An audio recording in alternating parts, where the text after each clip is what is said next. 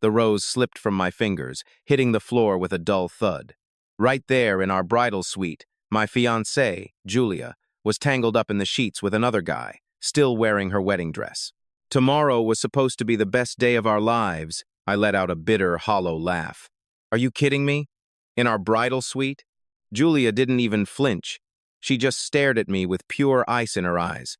Look, if I'm looking for a thrill, I might as well take it all the way, she scoffed. And honestly, so what if you caught me? You're nothing but a dog, my daddy took in. Like you'd ever have the guts to divorce me. Sick to my stomach, I just shook my head and turned to leave. She sneered, calling me a pathetic loser to my back. As the door clicked shut, the disgusting gasps of their hookup started right back up again. For years, I bled for her father's company, clawing my way up the corporate food chain, one brutal step at a time. Julia really thought she held my leash. But here's the kicker she completely missed. Her almighty father had slipped into severe dementia 6 months ago. I didn't just sit around. I swallowed his empire whole with my own ambitions. Now, with just one word from me, her precious family fortune would turn to absolute dust. Pulling out my phone, I made 2 quick calls. First up, text every single guest that the wedding was officially canceled today. The second call went straight to my secretary, firing off a mass alert to the board of directors. The message was crystal clear.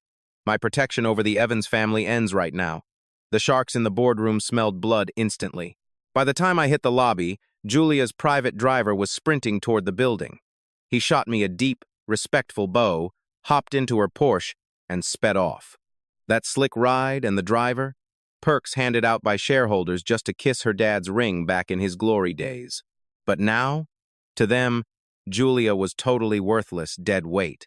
And the absolute joke was, that woman was still upstairs getting busy, totally clueless that from this second forward, she couldn't even afford a subway pass, let alone a luxury sports car. Hell, even the penthouse suite she was defiling was a massive bribe from a developer, handed over just to score brownie points with me for the wedding. As I settled into the leather seat of my car, I watched the building's property management team storming up the stairs like a SWAT team. That 3,000-square-foot luxury Riverview penthouse was no longer a place Julia was allowed to stay. Within minutes, security dragged her out to the curb, her clothes a total mess. She shrieked like a maniac, "Get your hands off me! What are you doing? Do you have any idea who my father is? Newsflash, princess, after I stripped his power, your dad is an absolute nobody." Then, her wild eyes locked onto my car. She shoved the guards away, sprinted over, and started hammering on my window. "Caleb! What the hell kind of sick stunt are you pulling?" she screamed. "I'm going straight to my dad right now. I'll make sure you lose every single thing you have." The crazy thing?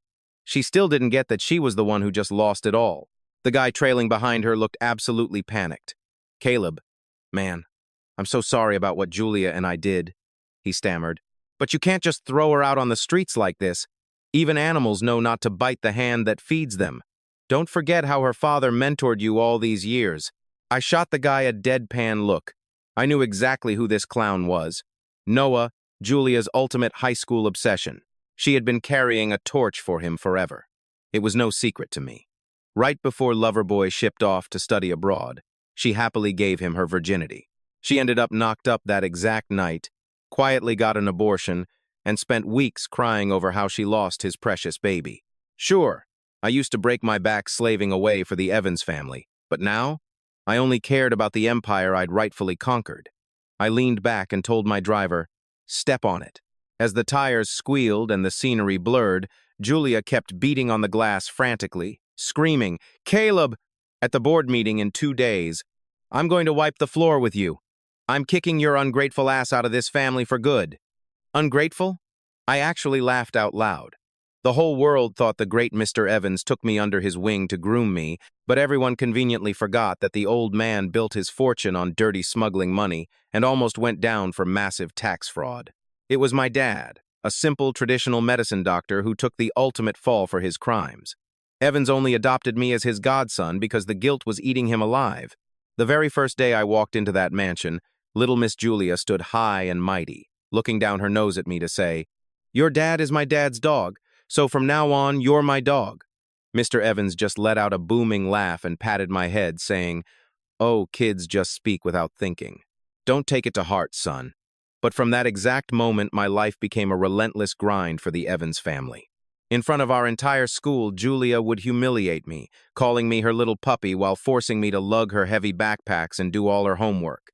If I even dared to sigh or hesitate, she'd pitch a fit and scream for everyone to hear, "You pathetic, worthless orphan. If my daddy didn't feed you, you'd be rotting in the streets. You don't even know how to be grateful."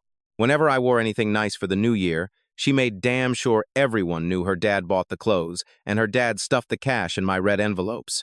From the time I was a little kid, I played the part of the fiercely loyal, obedient dog perfectly. When I grew up, I crushed it at the Evans Group, rocketing up the corporate ladder. But believe me, every single step I took was soaked in invisible blood. I became the old man's personal Grim Reaper, wiping out every rival that threatened Julia's future. I literally built her a golden throne, just waiting for her to return. And what did she do? She spent all those years partying, getting wasted, and living it up while I did all the heavy lifting to pave her golden road. The plan was that whenever she finally got bored of playing around, she could just waltz in and claim the CEO's chair. Not anymore. Honestly, it was a total blessing that she only cared about partying and completely neglected her own father. If she hadn't, there is no way I ever could have gotten my hands on this massive mountain of a fortune.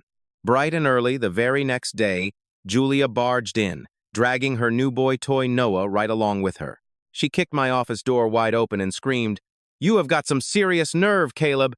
You actually had the guts to call off our wedding." I barely gave her a sideways glance and replied deadpan, "Yeah, so what?" She snapped back. "Where the hell is my dad? Every single one of my credit cards is completely frozen. Noah even had to pay for my ride over here." I casually leaned back and lied smoothly. "The chairman is out of the province handling some major business." Honestly, how could that old fool be on a business trip? The guy didn't even know his own name anymore. I had secretly shipped him off to a shady care facility overseas a long time ago. Julia glared daggers right into my eyes, then suddenly let out a venomous, furious laugh. "I was planning to kick you to the curb at the shareholders' meeting tomorrow, but I honestly cannot stand the sight of you for one more second. Looking at your face makes me physically sick. Get down off your high horse and get the hell out of that chair. Move." She whipped out a thick document and slammed it right down on the desk in front of me. I picked the file up and saw it was an official corporate appointment, promoting her precious Noah to assistant general manager, effective the second he returned. Right at the bottom, it was signed by her father, Mr. Evans himself.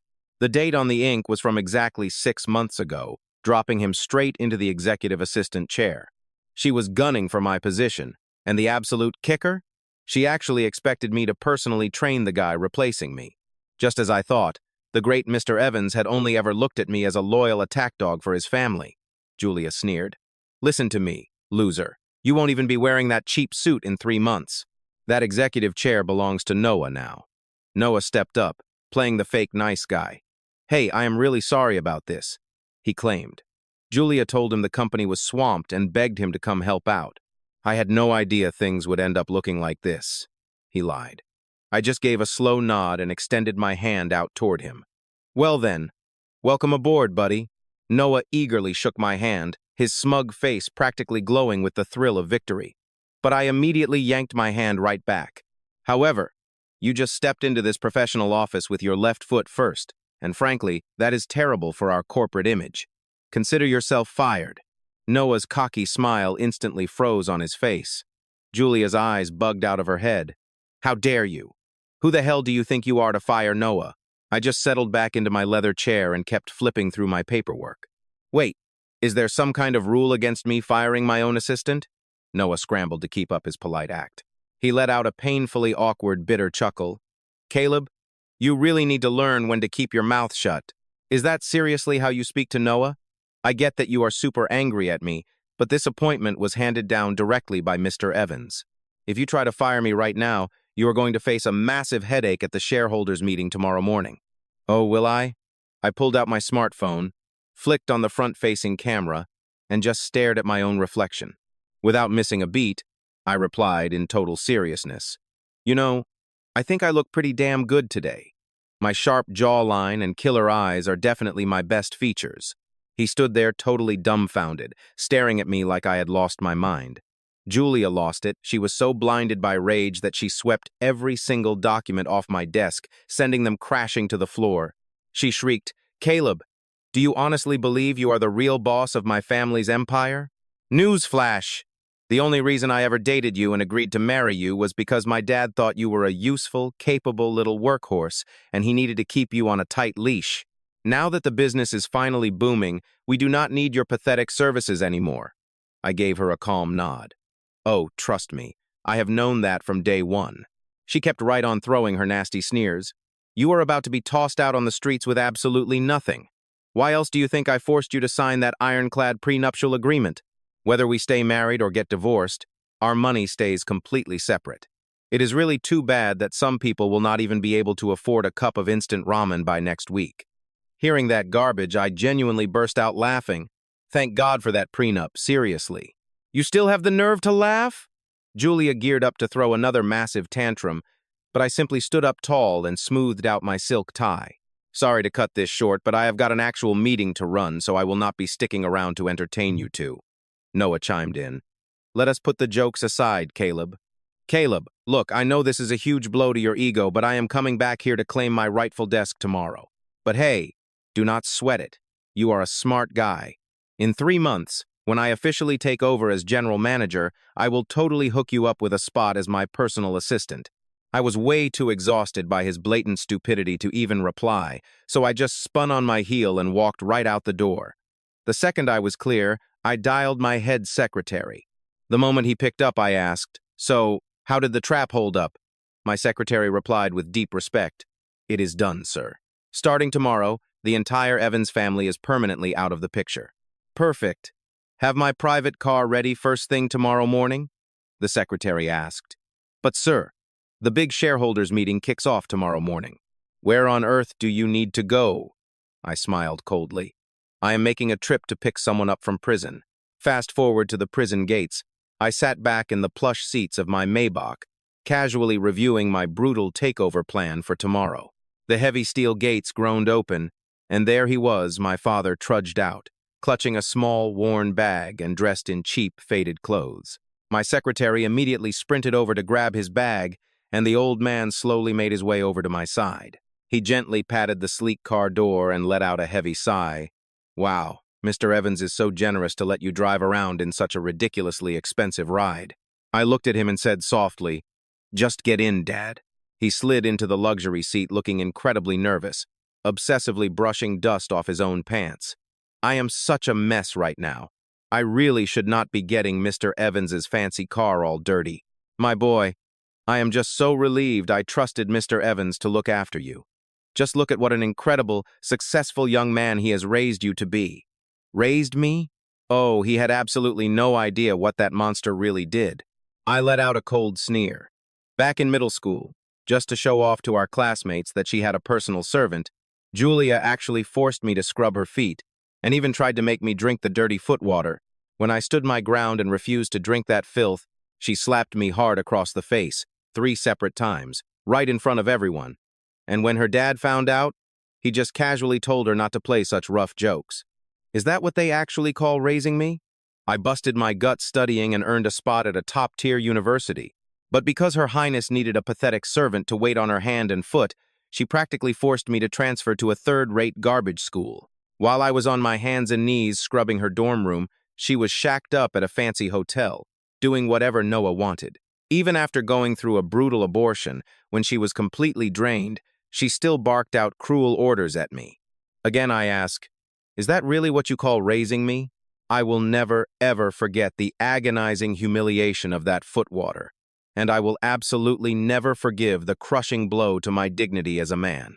The warm smile on my father's weathered face slowly faded away. He leaned in and whispered, "Son, you just cannot be so ungrateful. Just look at you now, wearing a sharp suit and tie. It is all thanks to the endless support of the Evans family." I bit my tongue and didn't say a single word back. We were simply walking 2 entirely different paths. My father had been blindly loyal to the Evans family for decades. He would happily wag his tail and chew on any scrap of a bone they decided to toss his way. But I was built differently. I had choked down far too much bitterness. I had endured so much toxic bullying over the years that I swore no one would ever step on me again. I brought him along today for one reason, so he could witness the utter downfall of the Evans family with his own two eyes, and finally watch me rise above every single one of them. When our car finally pulled up to the towering Evans Group building, Julia and Noah were already lounging around, waiting right there. As soon as my father spotted Julia, he practically rushed up to bow humbly before her. "Wow, Julia, you have grown up so much." Julia just glared down at him with absolute disgust. "Who the hell are you, old man? And why are you acting like you know me?" My dad stammered. "I am Caleb's father. Mr. Evans came to visit me about 5 years ago and proudly showed me some lovely photos of you. I recognized your face immediately." Julia had a sudden nasty realization. She let out a mocking sneer. "Oh, uncle, I see. You really have raised your son incredibly well." My naive father had not even caught a hint of her biting sarcasm. Instead, he smiled fawningly and said, "Oh, it is all thanks to the generous care from you and Mr. Evans." Julia shot me a toxic look filled with pure superiority, then suddenly snapped at my father. "I am really thirsty. Go fetch me a bottle of water right now." My dad nodded eagerly. Of course. I will go grab it right this second." I just stood there, watching my old man scurry away like a whipped dog to buy water for Julia, while she shot me a wicked smirk. "See that right there? Your old man is way better at playing servant than you ever were." I kept my mouth shut and stood quietly by the main entrance, patiently waiting for my father to make his way back. He came jogging back, completely out of breath, excitedly handing Julia a fancy bottle of mineral water. Julia snatched the water, casually dropped it right onto the concrete pavement, and scoffed, "I wanted it ice cold." My father jumped, clearly startled, and quickly scrambled, saying, "Oh, I am so sorry, I will go buy you another one right away." "Just forget it, I don't even want it anymore." Julia shot me one last highly provocative glare, flipped her hair, and strutted straight into the corporate building. My father shuffled back over to my side, looking totally at a loss for words. He gave an awkward, bitter little laugh and mumbled, "Ah, well, she is just a spoiled rich girl. Just make sure you remember to buy her a cold one later, okay?" I sighed softly and replied, "Let's just go, Dad. The big meeting is about to start. I have already arranged the permissions so you can sit in and watch the shareholders meeting today." Inside the sleek boardroom, all 12 major shareholders were already present, with only the grand chairman's seat at the very head of the table left visibly empty. Julia boldly plopped herself right into that seat, loudly smacking her chewing gum, and asked nonchalantly, "So, where is my dad anyway?"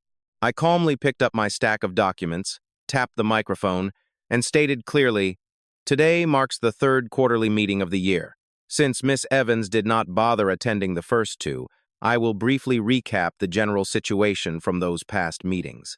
She completely maintained her insolent, bratty attitude, lazily rolling her eyes and saying, "Well, the first time I was busy traveling abroad to see my Noah, and the second time Noah was on a nice vacation and came back just to see me."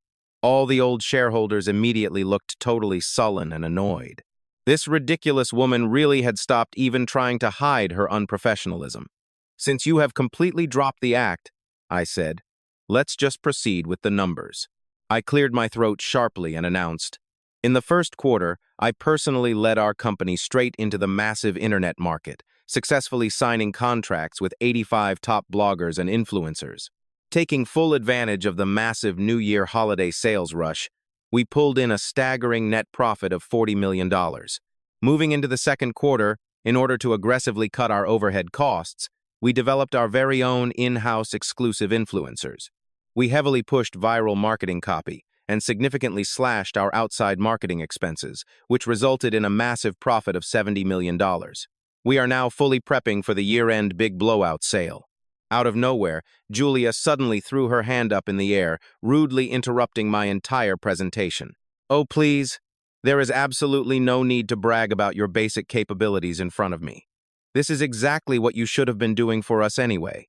Let me tell you right now, all this little work you have been doing, my Noah could have easily handled it just as well. And honestly, he would have done it way better than you ever could." Her harsh words made my father, sitting quietly in the corner, suddenly go completely pale. He looked totally panic-stricken and worried, absolutely terrified that I was about to lose the almighty Evans family's financial support. Noah just flashed a smug, punchable smile and chimed in, "Well done, Caleb. You really have paved the way quite nicely for us. When I take over your position, I'm taking this company straight to the top during the Black Friday sales. Thanks for teeing up such a perfect shot for me." I shot him a sidelong glance. Yeah, such a perfect start. Built from scratch by me over these last few grueling years. I used to wish the Evans family nothing but wealth and prosperity, but they only ever looked at me like a stray dog. Julia chimed in, her voice dripping with affection. "Noah, babe, you don't even need to thank him. The company is on a massive upward trend right now. Just wait. Once you're in charge, you'll be holding all the winning cards." Noah flashed her a warm smile. "You silly girl.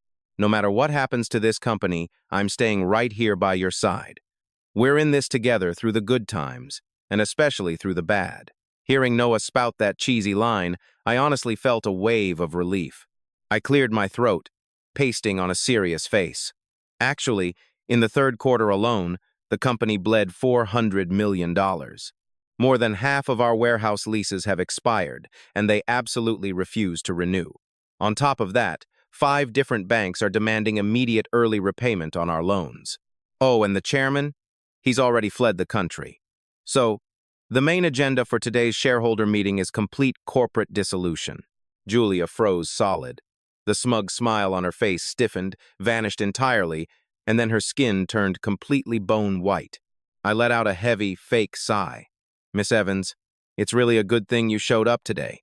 With your dad on the run, there are some pretty nasty debt collectors waiting right outside the lobby. They specifically said that if you don't pay up today, they'll be taking fingers. And they value each finger at $100,000. Good thing Noah is here to share those hardships with you, right? Your family owes them $4 million flat. Between the two of you, if we count your toes as well, you just might have enough digits to clear the debt." Julia instantly lost every ounce of that arrogant, bossy attitude she had a minute ago. She lunged forward, grabbing a fistful of my shirt, her voice shaking with pure panic. "How the hell did you manage things? Our family's company was pulling in massive profits. Why are we suddenly filing for bankruptcy? Tell me right now." I just stood there, watching her totally break down, and gave her a polite little smile. "I've been working my fingers to the bone, diligently managing your family's business. But hey, you were right.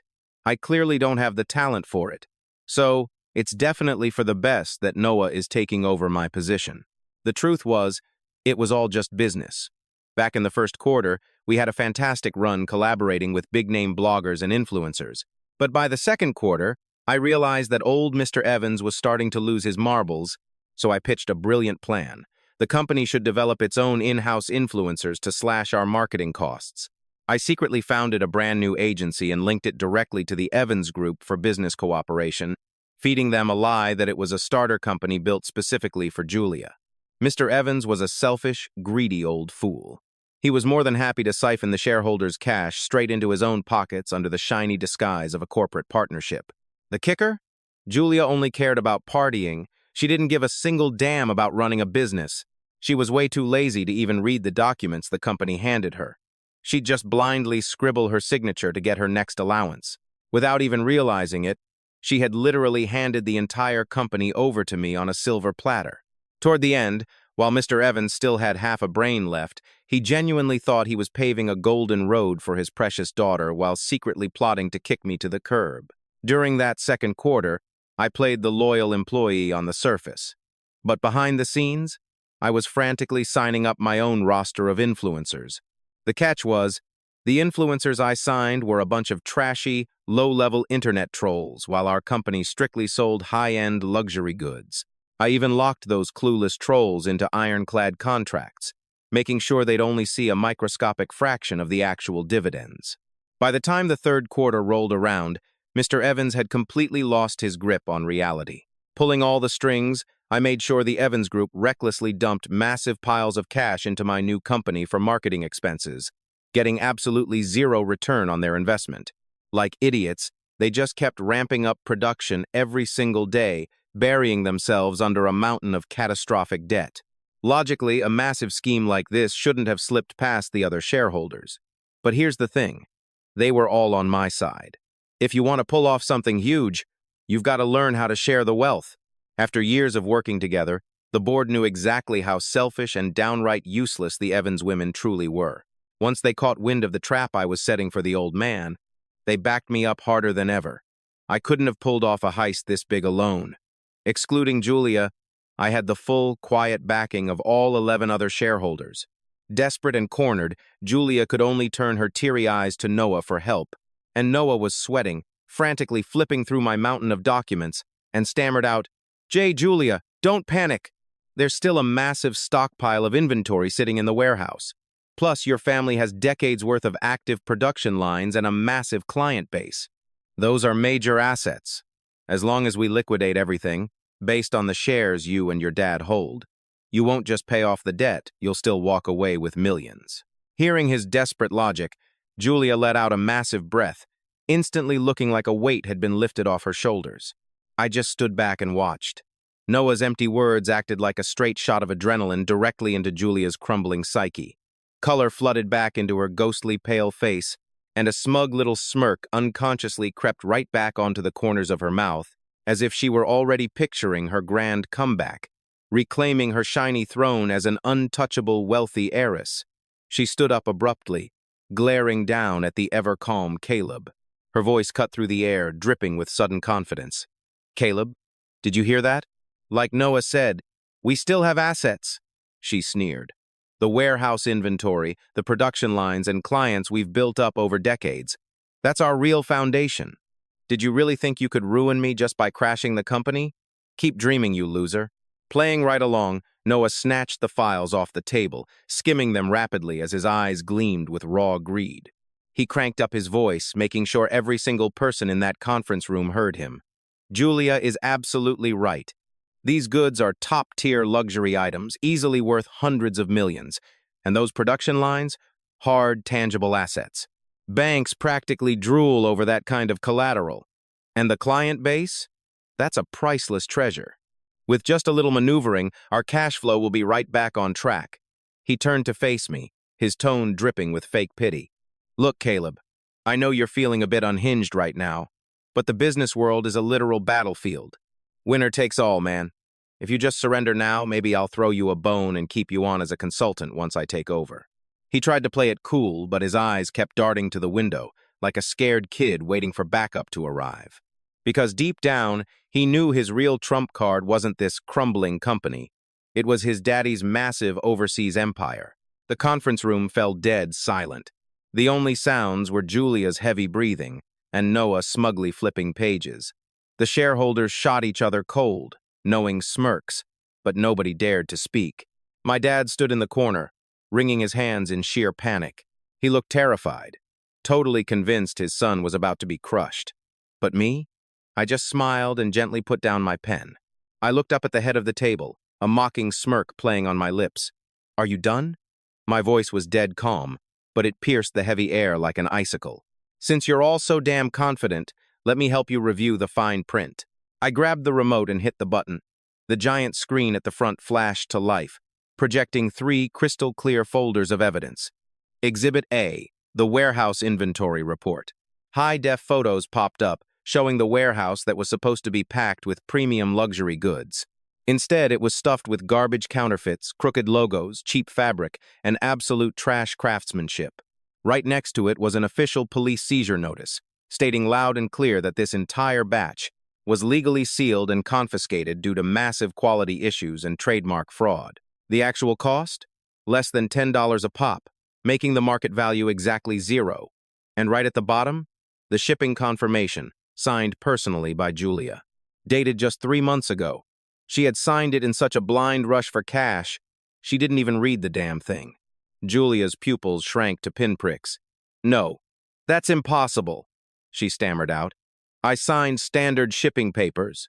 Well, your signature is right there in black and white, I fired back coldly. Oh, and fun fact, the real, authentic goods were secretly transferred to my new company over 6 months ago. They're currently selling like crazy in the overseas market, making a total killing. Exhibit B, the production line mortgage contract. It showed that the company's core production lines were mortgaged to the bank half a year ago for a massive $200 million loan. And wouldn't you know it? Julia's signature was slapped right at the bottom of that one, too. That was from the time she blindly signed those cooperation papers without reading the dense legal trap hidden in the appendix. The screen switched to the official bank registration and asset valuation report. Those production lines haven't belonged to this company for a very long time. The cocky smirk on Noah's face instantly shattered. He desperately snatched up his file, his hands shaking. This is fraud! I let out a dark chuckle. Fraud? She signed it with her own 2 hands. Nobody held a gun to her head. Now for Exhibit C, the client transfer agreement. The screen scrolled to reveal exclusive contracts with over a dozen top-tier distributors, all of them legally transferred to my new company. The effective date kicked in right after the old man lost his mind, right while Julia was out partying every single night, totally clueless. The final nail was a joint statement from every distributor, swearing they would only do business with my company from now on. The old company had been permanently wiped from the supply chain. Those decades of loyal client relationships you bragged about? I paused, letting my cold gaze sweep over Julia's pale, horrified face. Yeah, they've been gone for a long time. The truth was, Julia had her suspicions. But her sick greed and her absolute disdain for me, her supposedly loyal dog, made her completely blind to the trap. And me? I had just sat back and turned every single one of her greedy impulses into her own glorious destruction.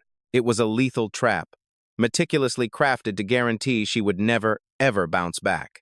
Right on cue, the conference room doors were kicked wide open, and 3 people wearing crisp bank uniforms marched straight in. The guy in charge slapped a stack of legal documents onto the table, his voice completely ice-cold. The Evans Group has an overdue debt of $420 million. It must be paid in full by 5 p.m. today. Otherwise, we are legally authorized to seize all your mortgaged assets. That includes your production lines and every single piece of real estate registered in your name. Julia's legs instantly gave out, and she crumpled right to the floor. She was shaking violently, her lips trembling with fear, but she couldn't choke out a single syllable. The massive stack of files Noah had been holding slipped from his grip, scattering all over the carpet. He reached out to help her up, but she shoved him hard. "Get away from me! This is all on you! It's all because of you!" she shrieked hysterically, bitter tears completely ruining her perfect makeup. Noah's face turned pale with rage. He snapped his head toward me, desperately trying to keep his cool in front of everyone. "You planned this from the very beginning, didn't you? You've been setting us up for half a year." I stood up slowly, calmly adjusting the lapels of my tailored suit, and let my voice drop into a deadly calm that echoed clearly through the room. "I gave you guys a way out. If you had just played nice, you might still have had some scraps left to survive on. But I guess your greed simply knew no bounds." I shifted my gaze down to the pathetic mess that was Julia, letting a heavy dose of pure mockery bleed into my voice. "So tell me, who's the one that can't even afford a basic subway ticket now?" Looking at her sobbing helplessly on the floor, I didn't even feel happy, just a cold, empty sense of absolute finality. But honestly, this was just the warm-up act. The Evans family owed me a massive blood debt, and I was going to wring it out of them with heavy interest. I wanted the future and the entire dignity of their corrupted bloodline. My dad, who had been hiding in the corner watching everything unfold, finally stumbled forward and practically begged her. "Julia, please! You have to beg Caleb!" "He might still listen. I can get down on my knees and beg him for you." Julia snapped her head up. Her eyes were totally bloodshot, and she let out this crazed, manic laugh. "Why the hell should I beg him? He's just a stray mutt. My dad raised him all these years, and now he has the guts to bite the hand that feeds him." My eyes narrowed dangerously at that. But before I could even tear into her, Noah suddenly shouted out, like he'd just grabbed onto a magical lifeline. "Wait, the real estate! Julia still has that luxury bridal suite. That penthouse with the river view is easily worth at least $10 million. If we sell it right now, we can totally bounce back from this." A few of the executives couldn't hold back their snickers, letting out stifled laughs across the tense room. One of the older shareholders just shook his head, whispering loudly, "What an absolute idiot. That property hasn't been under the Evans name for ages." I casually picked up another folder and dropped it gently onto the desk. "Are you talking about that 3,000 square foot Riverview penthouse?"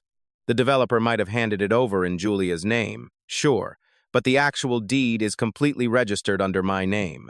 The terms of that little gift were explicitly crystal clear. It was entirely contingent on her actually staying married to me, Mr. Caleb. Since the wedding was violently called off, that little luxury gift is automatically null and void. Property management went up there and locked it down this morning. Isn't that proof enough? Julia looked like she had just been struck by lightning. She sat there completely dazed, muttering, "No way. That's impossible. That was a personal gift from a close friend of my dad." "A close friend of your dad?" I let out a harsh, freezing laugh. "I arranged every single piece of that. From the luxury bridal suite to your personal chauffeur, from the corporate backing down to your highest-paying clients. Everything you blindly enjoyed was a golden path I paved with my own two bare hands. It's such a pity I built you a kingdom, only for you to try and kick me out to the curb." The bank's debt collector stepped forward, cutting through the drama with a totally robotic, commanding tone.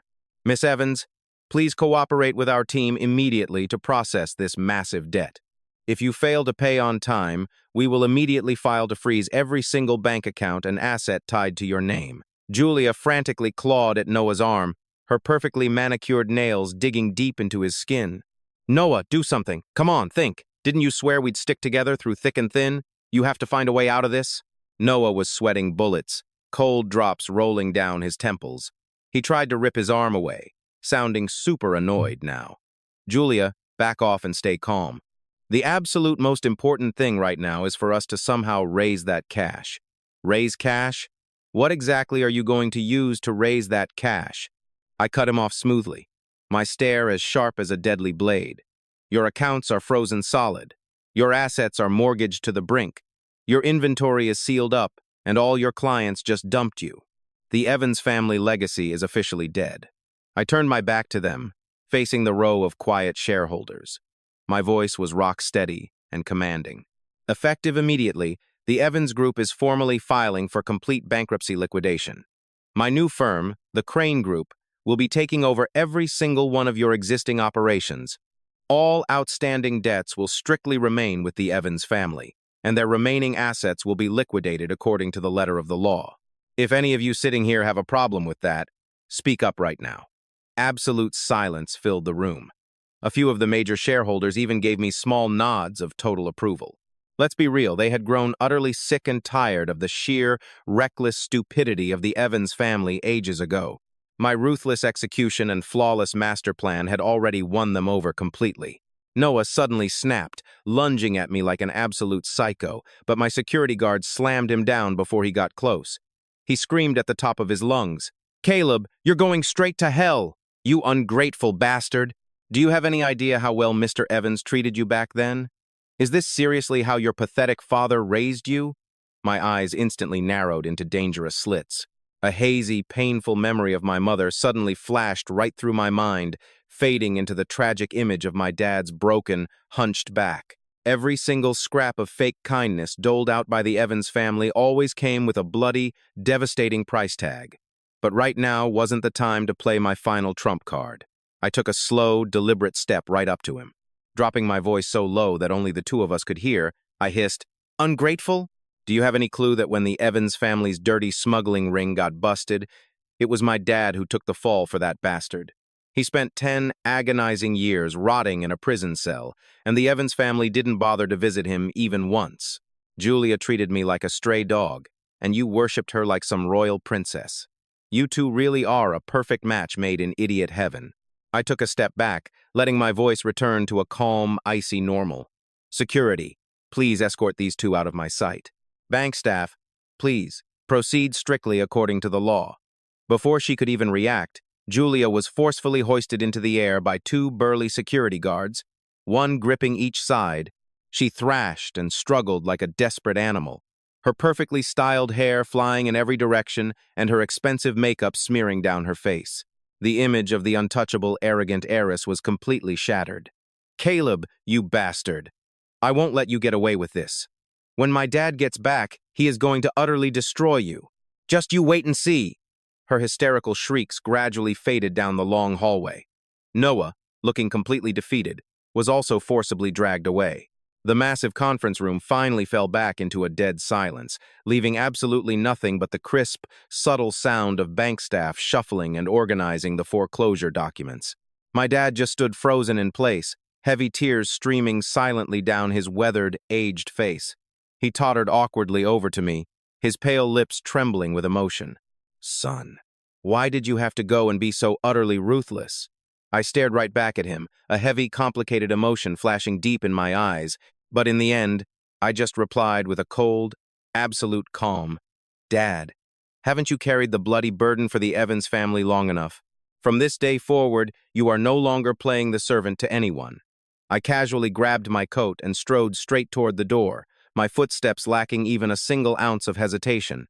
My secretary scrambled to keep up with my pace, leaning in close to whisper a quick status report. "Mr. Caleb, everything is completely locked in with the media. The bombshell press release will go live shortly."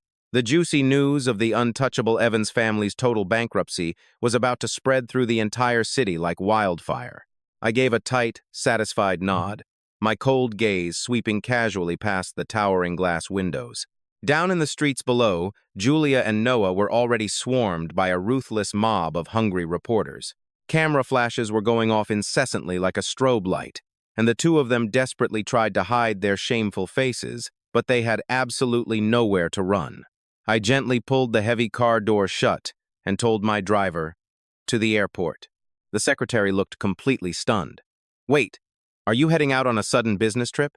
I just stared out the tinted window, an amused smirk curling the edge of my lips. "No, I'm just going to pick someone up. Old man Evans has got to be getting sick of his fancy overseas nursing home by now. It's high time he came back to witness his precious daughter's spectacular downfall in person." The sleek Maybach glided smoothly onto the highway, heading straight toward the airport. Outside the dark window, the blinding city streets were whizzing by in a blur. I leaned deep into the plush leather seat and closed my eyes to finally rest, showing absolutely zero trace of emotion after just pulling off the most flawless, life-changing revenge. My secretary shifted nervously up in the passenger seat, carefully studying my stone-cold expression through the rearview mirror, clearly hesitating to speak her mind. "Look, if you have something you want to say, just spit it out." I didn't even bother opening my eyes, my tone completely indifferent. The secretary carefully broke the silence. "Mr. Caleb, the Evans empire has already completely collapsed, and Julia and Noah are totally ruined. Why in the world do we need to bring Mr. Evans back right at this crucial, sensitive moment? Wouldn't doing this just needlessly complicate things?" A sharp, icy smile slowly formed right on my lips. "Do you honestly think I'm afraid that a few dead branches are going to strike back from a rotting tree I chopped down with my own two hands? Let the old man come back. Only then will this twisted little play truly reach its grand finale." I snapped my eyes wide open, my gaze turning as deadly and sharp as a butcher's knife. Besides, arrogant people like them will never learn to accept their pathetic fate unless they are forced to stare right into the abyss of their own despair. Over at the airport's exclusive VIP arrival terminal, a private international flight had just touched down on the tarmac. A frail, elderly man dressed in loose, casual clothes, his eyes looking a bit cloudy and lost, slowly shuffled out while being closely escorted by professional medical staff. It was the infamous Mr. Evans. The second he saw me, his wrinkly face completely lit up with that sickeningly familiar, overly dependent, and foolish grin. His speech sounded pathetic and a bit slurred. "Caleb, my boy, you actually came to pick me up? Where? Where exactly are we?" I smoothly stepped forward, acting natural as I gently supported his weak arm. My tone was sickeningly warm, even though my eyes were dead cold. "Dad, let's head on home and pay a little visit to the company. Julia is eagerly waiting for you right there." Mr. Evans's cloudy eyes blinked in confusion, but he obediently followed my lead, just quietly muttering nonsense to himself. But in that one fleeting instant, when absolutely no one was paying him any attention, the wrinkled fingers on the hand hanging lifelessly at his side twitched almost imperceptibly. Deep down in his cloudy eyes, there occasionally flashed a chilling trace of something heavily suppressed by his fake illness and heavy medication, a terrifying brief moment of absolute clarity. It was exactly during these few deceptively clear moments that the old fox had secretly used a hidden burner phone to strike one final, desperate backroom deal with Noah's father. "Julia. My sweet Julia is doing well?" Mr. Evans just kept following me obediently like a lost puppy, muttering, "Is the company? Is our grand company doing okay? You have worked so incredibly hard managing it for us." I flashed a warm smile. It honestly wasn't hard at all. Everything is just great. I carefully helped Mr. Evans slide into the back of the luxury car and shot my secretary a knowing look. The secretary instantly understood the assignment, quickly arranging for the entire medical staff to follow right behind us in the trailing car. Our sleek motorcade didn't head toward his peaceful nursing home or the lavish Evans estate, but instead drove directly toward the towering Evans Group building. Meanwhile, the scene unfolding downstairs at the main lobby of the Evans Group had already completely spiraled into absolute unhinged chaos. Julia and Noah were trapped in an absolute sea of reporters. The blinding camera flashes were practically eating them alive. Julia's hair was a total rat's nest. Her makeup was running down her face, and she was screaming her lungs out at the cameras. "Back off! All of you, get the hell back! My dad won't just abandon me. He is coming back to save me. You'll see. Caleb, that ungrateful bastard, is going to rot in hell." Noah tried to shield her from the mob, his face flashing from pale to beet red, totally overwhelmed by the absolute chaos. He desperately tried to keep his cool, pleading with the press, "Please, everyone, just give us some room to breathe. This is all a massive misunderstanding. The Evans Foundation has incredibly deep pockets. We will absolutely bounce back from this." But sadly for him, his weak voice was completely drowned out by a barrage of ruthless questions. "Miss Evans, we heard that every single one of your assets has been frozen. Is that true, mister? Noah, did you intentionally plan your takeover of the Evans management? Are you two completely broke right now? What on earth are you going to do next?" Right at that chaotic moment, a sleek black Maybach pulled up to the edge of the feeding frenzy. The heavy door swung open, and I stepped out first, before carefully helping a frail, totally bewildered-looking Mr. Evans out of the car. That sight instantly hijacked the media's attention. Every single camera whipped around in unison. "Wait, it's Mr. Evans. Wasn't he overseas getting medical treatment? What is he doing back here? He looks like he's at death's door. Caleb actually brought him back." The reporters, swarming like sharks that just smelled blood in the water, instantly pivoted and mobbed us. Julia caught sight of her dad, too. For a split second, she was completely frozen in shock. Then, exploding with freakish strength, she violently shoved the reporters out of her way, lunging forward with ugly tears. "Dad, you are finally back! You have to fix this for me. Dad!" she wailed, clawing at Mr. Evans's arm like a drowning woman grabbing a lifeline. Sobbing uncontrollably, she pointed the finger. "Caleb has lost his damn mind. He swallowed the entire company whole. He kicked us to the curb, and now he is forcing us to drown in massive debt. Dad, you have to make him pay. Please, just kick him out of the Evans family right now." Mr. Evans's frail body trembled as she frantically shook him, his cloudy eyes looking more lost than ever. He mumbled weakly, "Julia, sweetie, please do not cry. What is going on?" "Caleb, what did he?" I just stood off to the side, watching this pathetic little circus act with a deadpan expression. Seeing her dad completely out of it, Julia's heart turned to absolute ice. But in her blind panic, a twisted, venomous malice flared up inside her. She shrieked at the top of her lungs, "Dad, cut the crap! You aren't senile at all, are you? There is no way you would just sit back and watch the Evans empire burn to the ground. Say something!" That desperate roar seemed to flip a hidden switch. The trembling body of Mr. Evans, who just seconds ago looked like a confused, hunched-over old man, suddenly froze. Inch by inch, agonizingly slowly, he straightened his posture. And those eyes, which had just been foggy and confused, instantly snapped clear and razor-sharp, flashing with a chilling, long-buried malice. He coldly brushed Julia's clinging hands away and casually straightened his wrinkled collar. The entire chaotic street dropped into dead silence. Every single reporter held their breath, and even the rapid-fire camera shutters paused for a heartbeat. Mr. Evans did not even spare a glance for his dumbstruck daughter. Instead, he locked his icy, calculating gaze dead on me. When he spoke, his voice was rock-solid and booming, without a single trace of that fake dementia. "You ungrateful little punk, I really did invite a rabid wolf right into my own home. You actually had the guts to scheme against me like this. The insane plot twist in the Evans family drama hit way too fast, leaving both Julia and Noah absolutely paralyzed. Then, pure, unadulterated joy lit up their faces. "Dad, you are perfectly fine." Julia's voice was shaking with wild excitement. "Uncle!" Noah instantly puffed out his chest, standing tall again. His smug, arrogant smirk crept right back onto his face. Mr. Evans let out a harsh scoff, reached into his leather briefcase, yanked out a thick document, and slammed it down hard onto the hood of the Maybach. "Well, Caleb, did you honestly think you had won this game? Read it and weep." I just raised an eyebrow, not looking surprised in the slightest, and gave my secretary a subtle nod to grab the papers.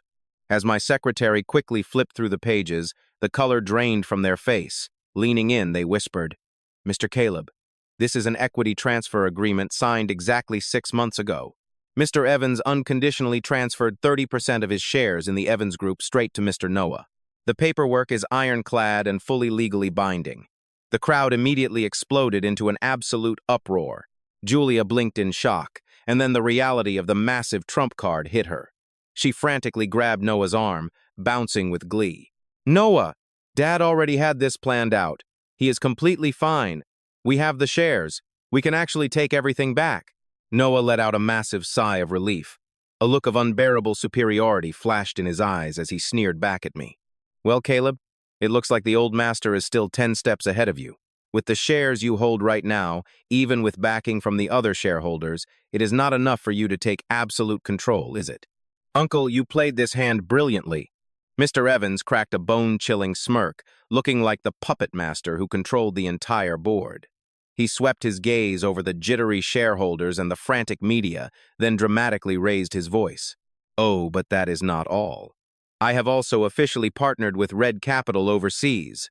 They've agreed to a silent capital injection and are fully backing Noah to take over the Evans empire. You really racked your brains trying to dissolve the company, Caleb. But thanks, you just saved me the trouble of cleaning house myself. You're just like your dead mother, never knowing your damn place." "Shut up!" A hoarse, blood-curdling roar suddenly cut him off. The usually quiet, cowardly Arthur snapped his head up. His eyes went wide, bulging like they were about to burst from his skull. "Don't you dare talk about her. You aren't worthy." That vicious insult to his late wife was the final straw, completely shattering his mental chains. Mr. Evans choked on his words at the sudden outburst, his shock quickly boiling over into pure, unadulterated rage. "Arthur, you piece of trash, you dare yell at me? You're done. You are officially out," the old man barked. These back-to-back twists left the entire room spinning. Reporters frantically flashed their cameras while the shareholders exchanged nervous glances, some visibly starting to waver. If Mr. Evans really had this planned, combining overseas money with Noah's shares, the tables would instantly flip. Julia pointed right at me, overflowing with arrogant glee. "Did you hear that? You're trash. Get lost right now." But there I was, standing dead center in the eye of the storm, and I just started laughing softly. From the very beginning, I hadn't shown even a single ounce of panic. My dark laughter made Mr. Evans scowl, instantly freezing the triumphant smirks right off Julia and Noah's faces. "What's so funny? You're practically dead in the water, and you're still acting tough?" Mr. Evans demanded. I cut off my laugh, staring back at him with pure pity, like I was watching a desperately clumsy clown act. "Mr. Evans, I got totally sick of your bad acting 6 months ago." I casually pulled out my phone, tapped a few buttons, and cast it straight to the massive screen at the front of the room. Instantly, a heavy pile of chat logs and bank transfers lit up the display. "Your grand overseas ally, Red Capital," I told him, keeping my voice dead flat, but making sure every single word twisted the knife. "Their Asia-Pacific director?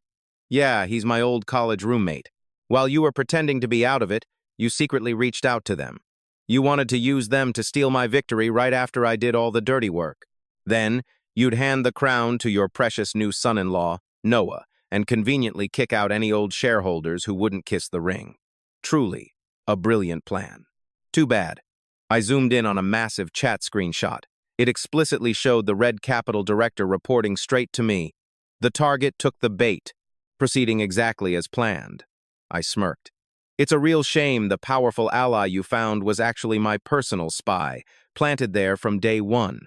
I slid my phone back into my pocket, letting my gaze sweep over the ghostly pale Mr. Evans and the totally dumbfounded faces of Julia and Noah. You wanted to use me as your weapon, but you never realized this blade was already sharpened and waiting to cut down its master. I turned to the 11 shareholders, my voice rock steady. Gentlemen, there was absolutely no place left for you in Mr. Evans' grand scheme. He fully intended to use that overseas cash and Noah to completely gut and reshuffle the Evans business. You loyal veterans were nothing but targets waiting to be purged. The shareholders, who were just wavering moments ago, stared at the hard evidence. Hearing my words, their faces instantly twisted into pure outrage. Mr. Evans, how could you be so completely heartless? One yelled. We've bled for you for decades, and you were ready to toss us out like trash. Mr. Caleb, we firmly support you, not just for the Evans business, but for the entire Crane Group. We only answer to Mr. Caleb. The 11 shareholders didn't hesitate for a second, immediately standing firmly behind me once again. Their loyalty was crystal clear.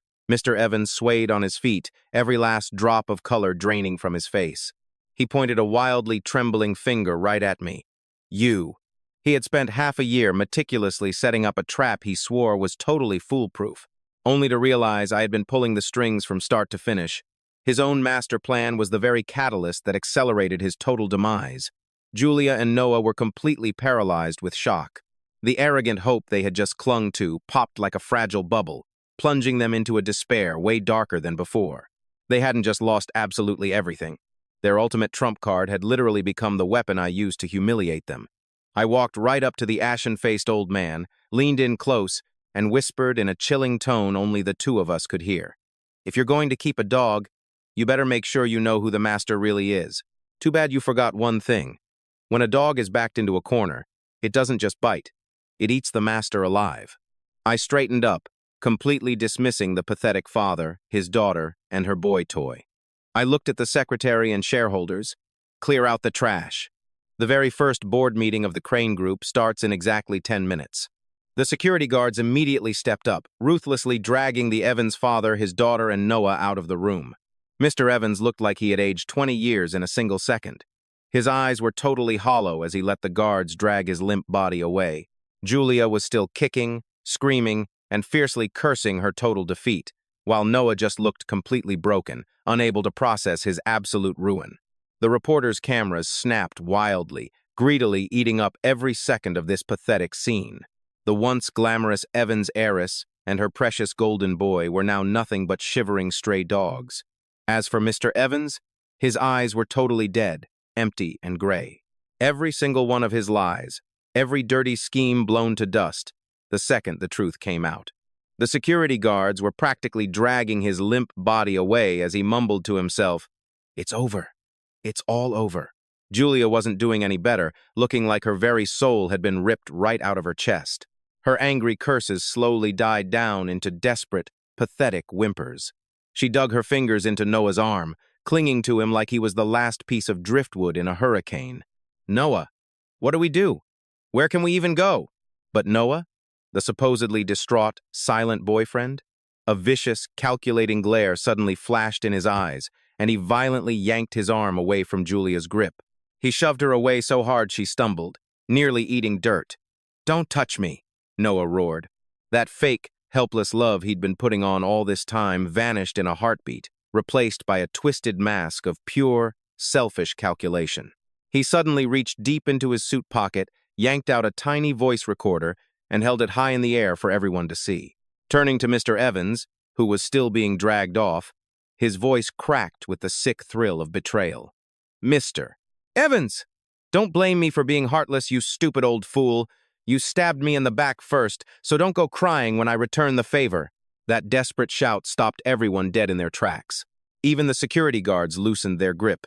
Instantly, every camera in the room whipped around, zooming right in on Noah and that little recorder in his hand. Even the dazed Mr. Evans jerked his head up, staring at the kid with total disbelief. Julia was completely paralyzed, staring blankly at the monster Noah had just become. But Noah? He didn't even give her a second glance. Grasping onto that recorder like it was his only ticket to survival, A look of absolute madness took over his face as he screamed at Mr. Evans and the entire crowd. This right here has every single piece of evidence showing how Mr. Evans built his empire through smuggling. It even has the full recording of how he bribed and forced Caleb's father to take the fall for his crimes. I've been keeping my guard up against you for a long time, you old snake. Then he spun around, locking eyes with me just as I stopped at the door, giving him an icy stare over my shoulder. Immediately, his tone flipped into a desperate, pathetic whine. "Caleb! Mr. Caleb! Did you hear that?" "I've got the ironclad proof of his crimes. I can hand all of it straight to you, and we can leave this old bastard to rot in prison." He shoved past the confused security guards, scrambling a few steps closer to me like a desperate dog. A sickening, fake smile was plastered across his face. "Mr. Caleb, let's work together on this. I'll help you sweep up whatever garbage the Evans family left behind. I'll help you wipe out all their dark history. The deal is super simple. Just split whatever is left of the Evans assets with me." "No, wait. 30%. 30% is enough. It's a total win-win for you." This insane plot twist literally left everyone's jaws on the floor. The reporters were losing their minds. Honestly, even a cheap daytime soap opera wouldn't dare write a plot twist this crazy. Julia stared at Noah, completely dumbfounded, like she was looking at a total stranger. Meanwhile, Mr. Evans was practically vibrating with rage. He pointed a shaking finger at Noah, his lips quivering as he tried to speak, but not a single word came out. His chest just heaved violently as he gasped for air. I looked down at Noah, taking in his ugly, desperate face as he tried to sell out his own master to save his skin, and I just couldn't hold it back. I burst out laughing. My laughter echoed crystal clear through the dead silent room, heavy with raw, unfiltered mockery. "Noah." I dragged the word out slowly, my voice as casual as if we were talking about the weather. "Don't you think this little show of loyalty is a bit too late? And honestly, do you really think I'd ever trust a poisonous snake that turns around and bites its own master?" Noah's face drained of all color. Panic setting in, he stammered, "Mr. Caleb, I swear I'm being completely sincere. With this evidence, Mr. Evans is totally finished. I raised a single hand, shutting him up instantly. Then, with the entire room watching me in total confusion, I pulled out my smartphone, tapped the screen a couple of times, and the massive electronic billboard right at the entrance of the building, the one that had been looping corporate promos all day, flickered for a split second before snapping to an audio playback screen. Suddenly, Noah's crystal-clear voice blasted through the massive speakers, echoing across the entire square. It was Noah's voice. That massive, juicy piece of meat known as the Evans family is finally about to fall right into my lap. Once that old fossil plays the dementia card and cooperates with me to transfer all the shares over. Caleb, that absolute idiot, will have already done the dirty work and cleaned out all the stubborn shareholders for us. That just rolls out the red carpet for me to step in and take over everything. Then an unfamiliar voice chimed in. "Mr. Noah, that's a brilliant scheme. But what about Miss Evans? She seems completely head over heels for you." Over the speakers, Noah let out a cold, disgusted sneer. "That stupid woman? Julia is nothing but a pretty face with a rich daddy. Other than that, she's completely useless. Once I've got my hands on those shares and total control over the Evans family, who the hell cares about her? Doesn't she still have that luxury Riverview apartment? Even if it's not legally in her name anymore, since before we got married. If I play my cards right, I bet I can still squeeze every last drop of cash out of that place, which is just enough to fill the financial holes that might pop up early on. And the second I get bored of playing with her, I'll just toss her aside like trash." The very second that recording played, every single drop of color drained from Julia's face, turning her completely pale. Her eyes went wide as she stared at Noah in absolute disbelief, her whole body shaking uncontrollably.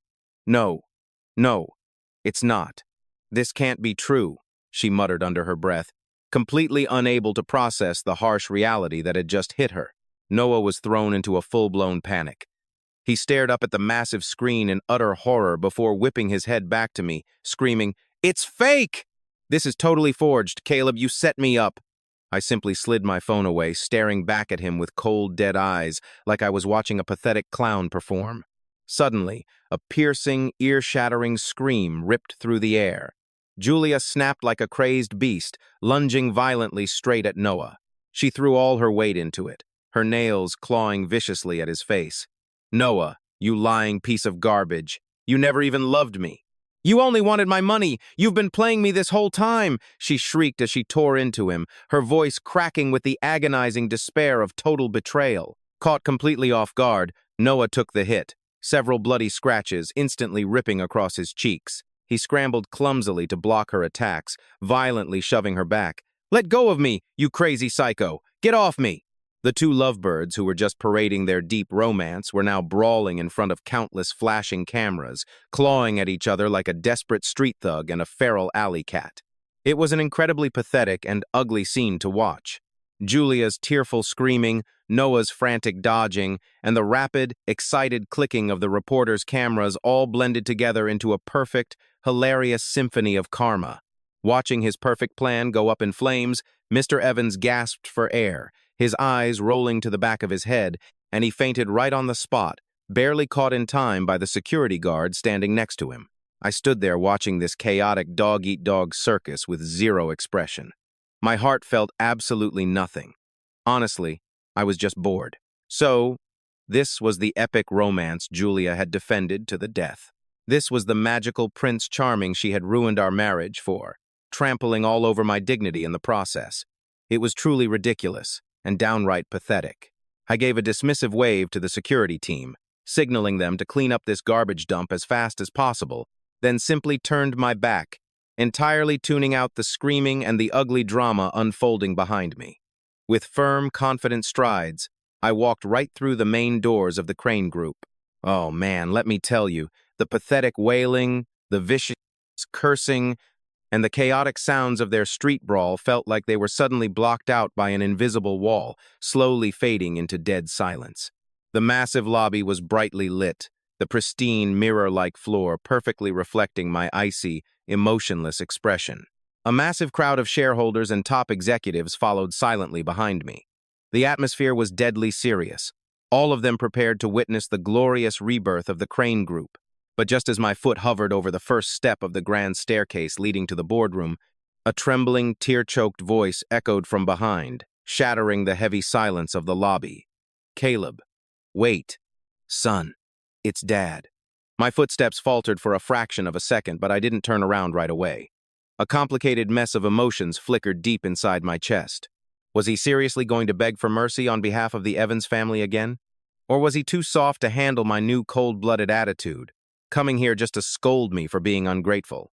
Honestly, after every single thing I had been put through, if he was still going to act that insanely stubborn and dense, then I really didn't need to waste a single breath on the old man anymore.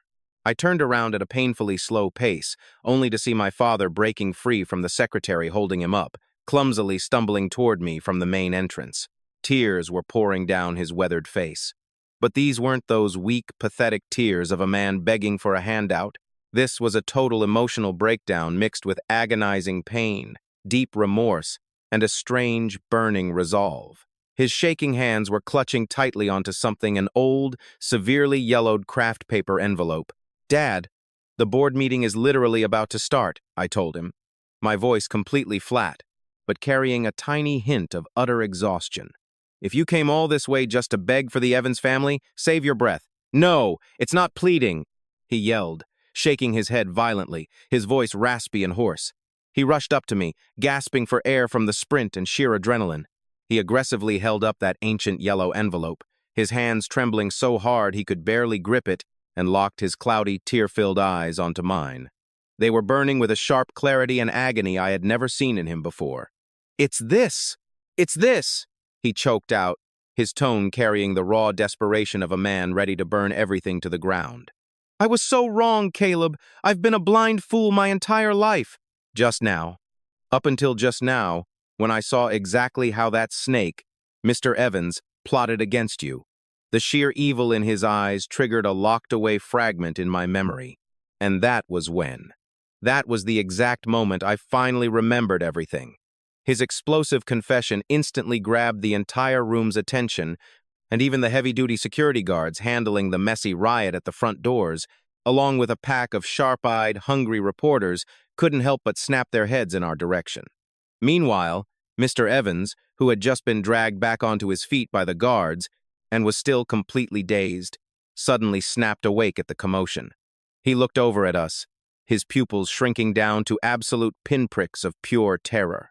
My dad took a shuddering breath, using every last ounce of his fading strength just to hand me the envelope. Hot tears dripped down his face, leaving dark, heavy stains on the worn paper. "It's not just the smuggling and the tax evasion," he choked out. "I took the fall for that. I was stupid. I deserved it." He sobbed violently, pounding a fist against his chest. But behind all of that, there's blood on his hands. It's your mother. Her car crash. It was never an accident." Those words struck me like a bolt of lightning. My previously calm, steady heart suddenly and violently clenched in my chest. An ice-cold chill shot straight up my spine. Mom? In my blurred memories, she was always so gentle, yet always carrying a heavy trace of sorrow. She passed away in a wreck when I was just 8 years old. Her death was a brutal scar that neither Dad nor I ever dared to touch. "Arthur, you've completely lost your mind. You're talking crazy. This is a setup." Mr. Evans, currently pinned down by security, started violently thrashing and roaring, his face going completely deathly pale. It was the pure, unfiltered look of extreme terror. "Have you forgotten who put food on your table when you had absolutely nowhere else to turn? Who paid for her funeral?" But that sentence was the spark that completely ignited my dad, unleashing decades of boiling volcanic rage. He whipped around, his eyes totally bloodshot, as he shot a venomous death glare right at Evans. "Oh, I haven't forgotten. That's exactly why I let you treat me like a dog, barking at your every command for all these years.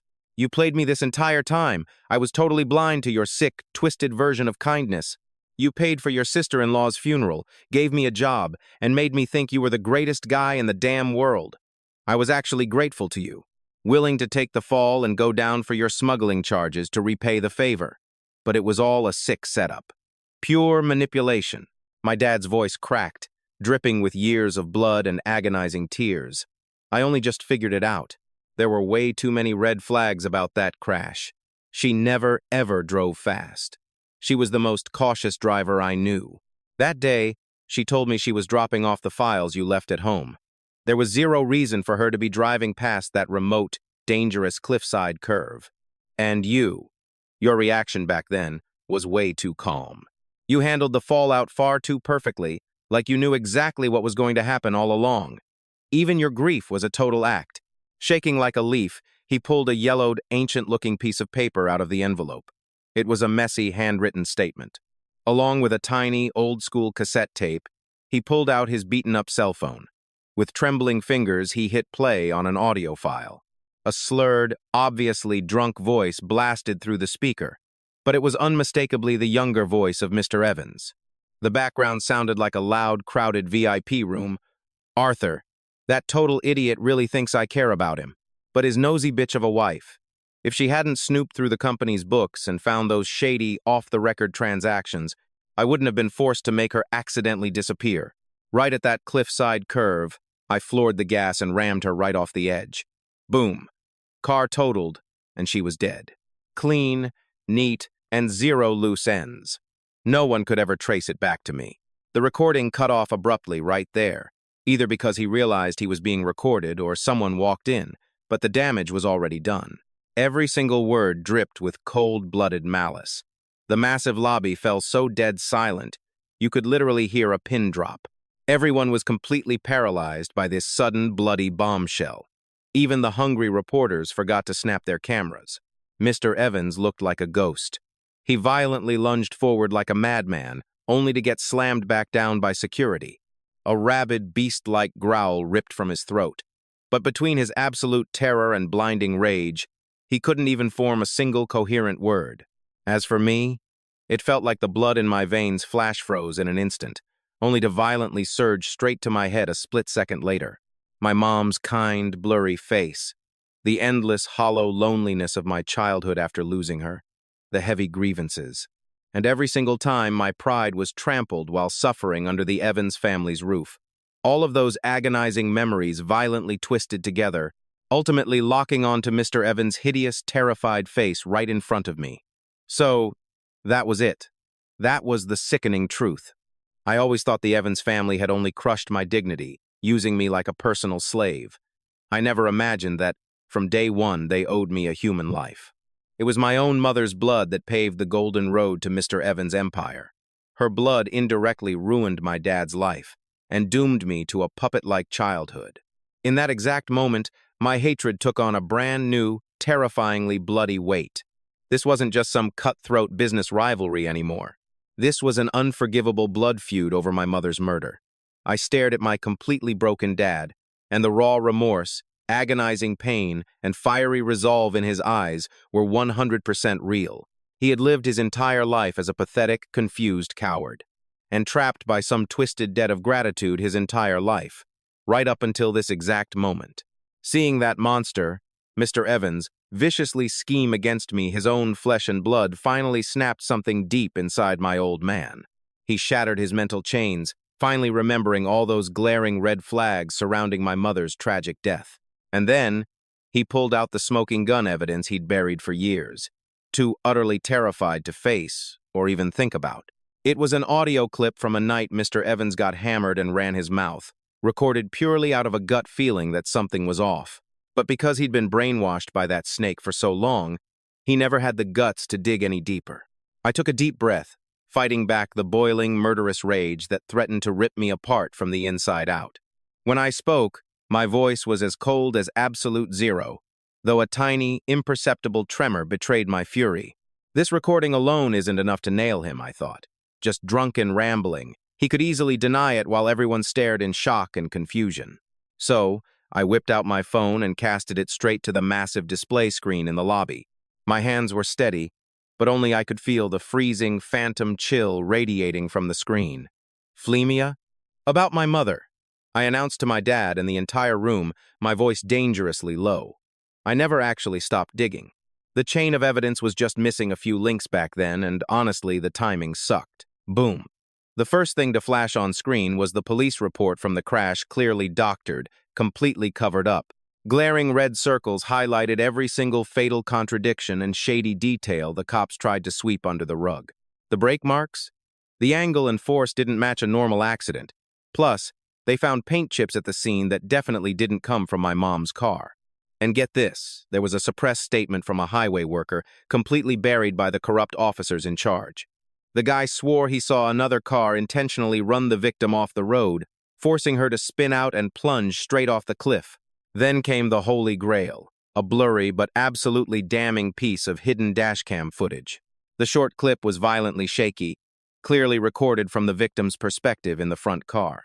You could see the pursuing car maliciously ramming into her, over and over, striking with sickening, calculated precision.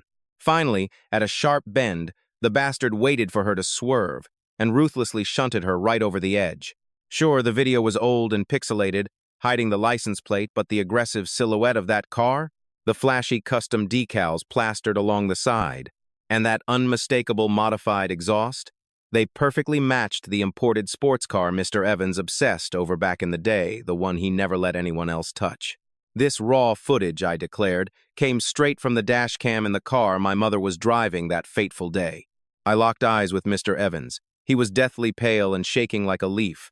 Every word I spoke hammered into him like a rusty nail, pinning him to his cross of sins. Right after the crash, you used your filthy money and corrupt connections to snatch this tape from the investigators. You hid it, hoping it would stay buried forever. Did you really think you were that smart? I glared down at him, my voice dripping with ice. Safe deposit box number 734. At 271 Union Avenue in Zurich, Switzerland. Every single year, pretending you were visiting an old friend's grave, you went to check on it. How touching. Are you wondering how I found out? Mr. Evans was utterly losing his mind now. Because 3 years ago, that favorite private nurse of yours, she started working for me. Every time you went to gloat over your sick little trophies, she was wearing smart glasses, recording your passcode and scanning your iris data. Honestly, stealing it right out from under you was pathetically easy. The smoking gun audio, the doctored police reports, the suppressed witness, and that damning dashcam video, it was an absolute bulletproof chain of evidence. Right behind me, my dad finally processed the horrifying truth Not only had he been a gullible pawn for half his life, but his blind loyalty actually paved the way for his own wife's brutal murder. He let out an agonizing, gut-wrenching howl like a wounded animal, collapsing into a heap on the floor, bawling his eyes out. He wept for the innocent wife he lost, and for his own sheer stupidity for letting himself be played, used, and practically worshipping the devil himself. As for Mr. Evans, faced with hard proof he couldn't lie his way out of, his legs gave out entirely. He slumped against the floor like a pathetic, lifeless pile of garbage. His eyes were completely dead, wide with pure despair. His lips quivered silently as a dark, foul-smelling stain started spreading across his expensive pants. The untouchable tycoon had literally wet himself. From bankrupting my family and destroying my dignity, to the bloody truth of my mother's murder, the score was finally settled. I looked down at my broken, sobbing father, and then at Mr. Evans, a miserable piece of filth just waiting to rot in a cell. Yet, standing there at the finish line of my ultimate revenge, I felt absolutely no joy, just a cold. An intense aura filled the room, one that demanded blood and justice to finally be settled. It was a small trace of peace for my mother, 20 years too late. I pulled out my phone and dialed the number right then and there. My voice was dead calm, but it carried an undeniable weight that echoed through the dead silent lobby. Hello, is this the Municipal Criminal Investigation Division? This is Caleb. I am reporting a massive corporate fraud case, along with a 20-year-old. Cold-blooded murder with rock-solid evidence. I need to file a report right now and have the suspect arrested. The man in question, Mr. Evans, is sitting right here in the lobby of the Crane Group headquarters. Do not worry. I will make sure he and every piece of evidence stay put.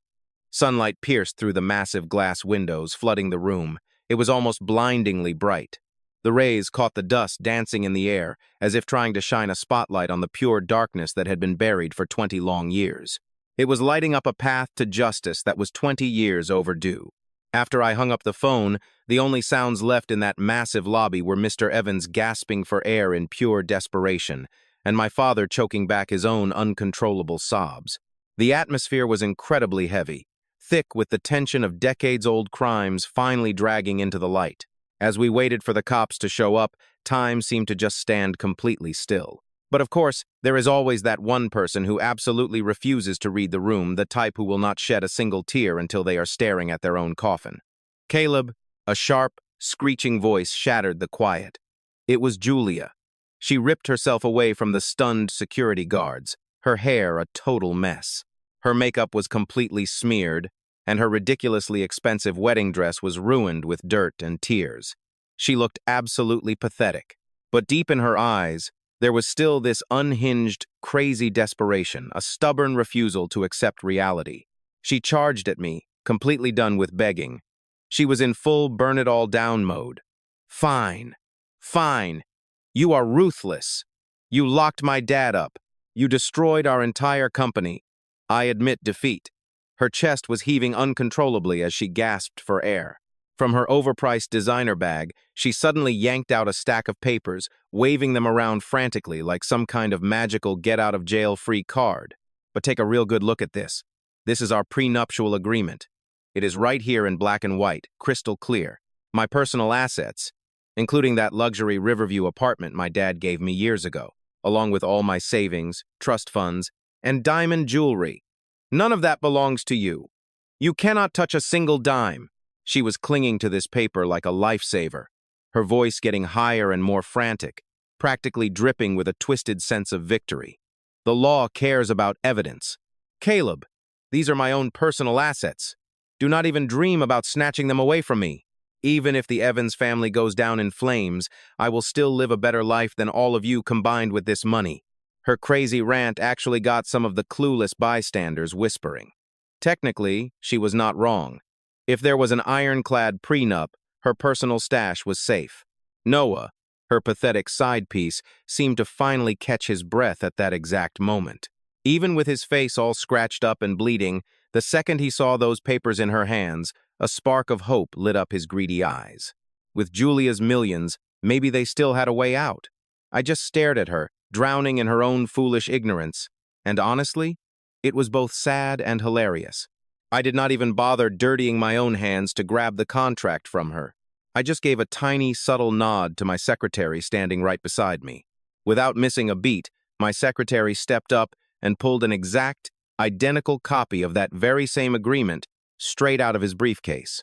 He flipped the binder open, went straight to the addendum on the very last page, and held it up high for Julia and the whole room to see. I finally spoke, taking my time. My voice was not loud, but it dropped like a freezing hammer, smashing her last pathetic delusion into a million pieces. Julia, you were so damn arrogant when you made me sign this paper. You literally forced me to sign it without giving me a second to read it. So tell me, how is it that you never bothered to actually read the fine print yourself? I pointed right at the addendum and read it out, word by painfully slow word. Article 4 of the supplementary agreement. If Party B, Julia, during the course of this marriage commits adultery, moves in with another man, or openly drags the reputation and personal dignity of Party A through the mud, that is me, Caleb, or commits any other major breach of trust, it is a direct violation. Party B must then pay Party A mental anguish damages totaling exactly 100 million RMB. But wait, there is more. All of Party B's personal assets, both before and after the marriage, will automatically be seized as collateral to cover this massive penalty.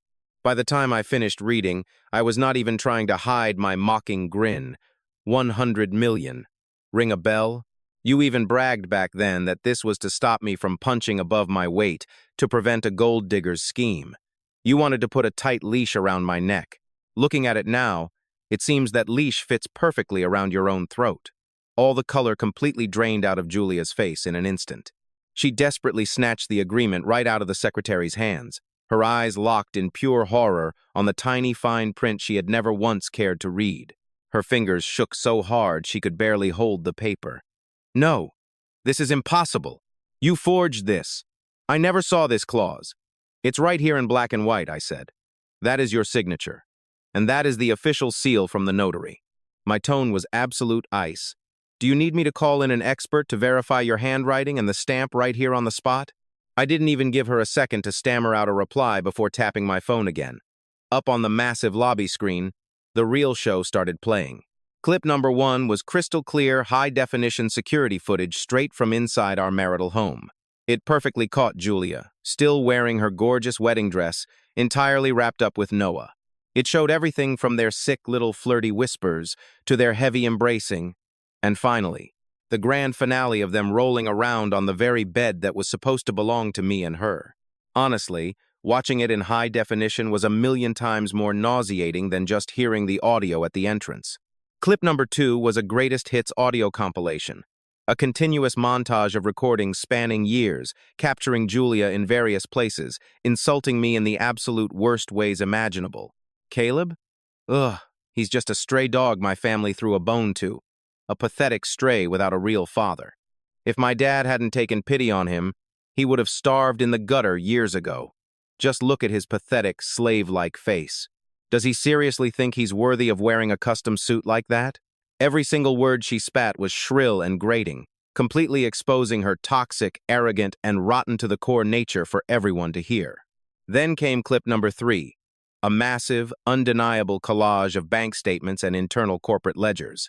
It clearly showed that Julia had been using ridiculous excuses like public relations fees and business development to siphon massive chunks of cash right out of the Evans Group. And where did all that embezzled money go? Straight into Noah's offshore accounts to fund his luxury shopping sprees, real estate grabs, and his so-called investments. Adultery during our marriage?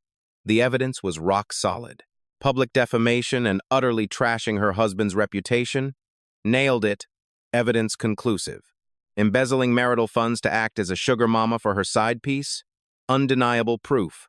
With every single word I dropped, Julia's face lost another shade of color until she was physically swaying on her feet. Handing all this over to the judge won't just guarantee you walk away with absolutely zero, just like our agreement states, I said. It also means every cent of your personal assets will be liquidated to cover my compensation. I paused, letting the silence hang as I stared dead into her utterly shattered, despairing eyes. Oh, and by the way, you still owe me over 90 million of that $100 million mental damage claim. I'll go ahead and deduct the current value of your collateral. I even wiped away the loose change for you. You can consider me generous." Right as the last word left my mouth, the lobby doors swung open. A squad of court officials in crisp uniforms marched straight toward us, a sharp-suited lawyer leading the pack. Clearly, I'd had them waiting in the wings just for this exact moment. The lead judicial assistant flashed his badge, pulled out a thick stack of documents, and announced in a completely deadpan voice, "Miss Julia." In accordance with the property preservation request and the mountain of supporting evidence filed by Mr. Caleb, the court has reviewed and approved the motion. As of this exact second, we are legally freezing every single bank account, stock portfolio, and mutual fund tied to your name. Furthermore, we are officially seizing the Riverview penthouse located at 101 Riverview Drive, currently registered under your name. This includes any other related physical or liquid assets you hold. This is an official court mandate. I need your signature right here. Without missing a beat, a second officer slapped a fresh summons into her trembling hands. This concerns the civil suit filed by Mr. Caleb, suing you for extreme marital fault and tort liability. Consider yourself served. We expect to see you in court on the scheduled date. Those icy legal papers hit Julia like a death sentence. She stared blankly at the paper shoved into her hands, then looked over at her father, who was slumped on the floor like a sack of mud. A man who was now staring down the barrel of a prison sentence. Then she looked at Noah, whose face was ghostly white as he quietly tried to inch backward, desperately trying to put as much distance between himself and her as physically possible. Finally, her terrified gaze snapped back up to me, while I just stared down at her without a single drop of pity. In just a few short hours, everything she ever thought she owned, her rich family, her massive fortune, her toxic romance, and her bloated dignity had burned completely to ash. Suddenly, she choked. A horrifying spray of crimson blood violently erupted from her mouth, completely ruining her pristine white wedding dress and splattering the marble floor. Her eyes rolled back into her head, and she collapsed like a rag doll, passing out cold right there in the lobby. Noah jumped out of his skin, his hands twitching as he instinctively thought about catching her. But the second he felt the heavy glares of the bailiffs and the court officers locking onto him, he yanked his hands back like he'd touched a hot stove. His shifty eyes darted frantically toward the exit. The rat only cared about saving his own skin and fleeing this disaster zone as fast as his legs would carry him. I didn't waste a single breath checking on the fainted Julia, and I certainly didn't care about Noah slithering away. I just gave the court officers a polite nod. "Thank you for your efficiency and for upholding the law." Then, I calmly reached up and straightened my perfectly tailored tie. I let my gaze slowly sweep across the completely stunned, dead-silent crowd before finally locking onto the heavy mahogany doors of the executive boardroom. "Security! Clear the room of all unauthorized personnel." The inaugural board meeting of the Crane Group is now officially in session. The rest of the meeting went off without a single hitch, because the truth was, every single top-tier profitable asset from the old Evans Group had already been gutted by yours truly and quietly transferred straight into my brand-new empire, the Crane Group. What was left of the Evans empire was just a hollow shell, bleeding out and begging to be scrapped. The shareholders didn't even blink. They unanimously rubber-stamped every single one of my proposals. That meant a total rebrand, a brutal restructuring, and crowning me as the undisputed absolute chairman of the board. The moment I stepped out of those heavy boardroom doors, it hit me. The Evans Group was dead. In its place, my Crane Group now ruled the very top of the city's food chain. The whole ordeal aged my old man by a decade overnight, but for the first time in years, his eyes were finally at peace. I had my people take him home to rest up, and got him a top-tier therapist to help him heal. As for Mr. Evans, Julia, and Noah, the feds hauled them off in cuffs to rot in a cell. Finally, the dust was settling. The media was having an absolute field day with this earth-shattering corporate bloodbath. I went from being the Evans family's forgotten punching bag to a self-made titan who crushed them with absolute ruthlessness. But of course, on the exact day we threw our massive launch party and press conference, all hell broke loose. Right in the middle of my speech, my chief financial officer rushed the stage, looking pale as a ghost. He leaned in and whispered, "Mr. Caleb, we have a massive problem. Some ghost investors overseas are ruthlessly shorting our stock." And it gets worse. Shadow accounts are gobbling up our shares on the secondary market. It is a hostile takeover, and whoever is behind it has incredibly deep pockets and zero mercy. The bloodhounds in the press instantly smelled the panic, and whispers started rippling through the crowd. I kept my face totally stone cold, called for a quick break, and headed backstage. The giant monitors were flashing red. The Crane Group's stock was in a violent, terrifying freefall. This attack was surgical, vicious, and clearly planned for months. "Who the hell is pulling the strings?" I demanded. My tech guys hammered away at their keyboards until an encrypted video call popped up on screen. A middle-aged guy with a snake-like smirk stared back at me. He looked way too much like Noah. He was leaning back behind this absurdly expensive mahogany desk. His eyes locked on to me like a viper about to strike. "Caleb, a pleasure. I am Arthur." He sounded exactly like a rich, entitled scumbag who was used to playing God, but his voice dripped with absolute venom. "You ruined my boy. You swallowed the Evans empire. Feeling like a winner right now?" It was Arthur, Noah's old man, pulling the strings from abroad. I narrowed my eyes, practically glaring a hole through the screen. "Glad you finally crawled out of the shadows, Arthur," I said, my voice dead calm. "Your kid broke the law, and now he is paying the price. As for the business side, that just comes down to pure skill." "Pure skill?" Arthur slammed his fist into his desk, the muscles in his face twitching with rage. "You actually think you won? You stupid kid. You have no idea what you stepped into. Years ago, I helped that idiot Evans deal with your pest of a mother, just to gut the pathetic little foundation your family built. If I hadn't laundered his cash and pulled the strings from overseas, he never could have pulled off such a clean hit." His words hit me like a freight train. My mother's tragedy, he really knew everything. Hell, he orchestrated it. The Evans fortune was meant for my family. I planted Noah with Julia so we could slowly siphon it all. But I never expected some feral mutt like you to bite the hand that feeds. Arthur looked completely unhinged. "You destroyed my son's future. So now, I am going to burn your Crane Group to the ground. I am going to make sure you end up 100 times more broken than your old man. This is just the warm-up. I will blacklist you globally until you starve." His threats were raw, brutal, and deadly serious. With his endless foreign capital, he really could crush my newborn company. The guests in the hall had seen the broadcast, and total chaos was breaking out. No one expected this kind of dirty, blood-soaked history behind the Evans scandal, and they definitely didn't expect the shiny new Crane Group to be fighting for its life on day one. But listening to Arthur scream through the monitor, I just smirked. It was the icy smile of a guy holding all the aces. "You know what, Arthur?" I said slowly, leaning into the mic. "I've been waiting a long, long time for you to finally stick your neck out." He froze. A flicker of panic crossed his rat-like face.